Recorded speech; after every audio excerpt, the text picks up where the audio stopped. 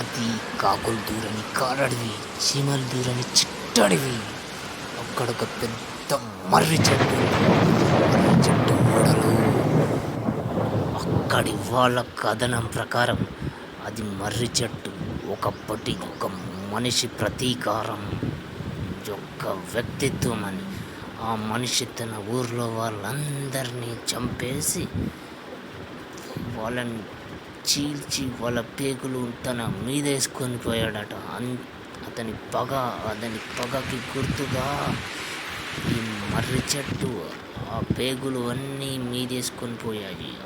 అలాగే ఆ మనిషి తన పగ చల్లారక ఆ మనిషి మర్రి చెట్టులాగా జన్మించాడు. కానీ అతని ప్రతిరూపం, అతని ఆత్మ యొక్క ప్రతిరూపం అలాగే నిలిచింది.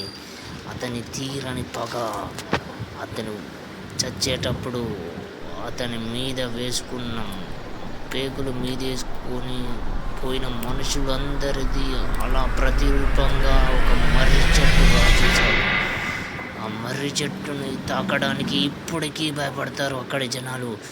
ఎందుకంటే అక్కడ జనాలు విశ్వసించేది ఇంకా ఏంటంటే అవి మర్రి చెట్టు ఊడలు కాదు, అతడు చంపి నరికేసి పేగులు మీద వేసుకున్న మనుషుల పేగులు అని.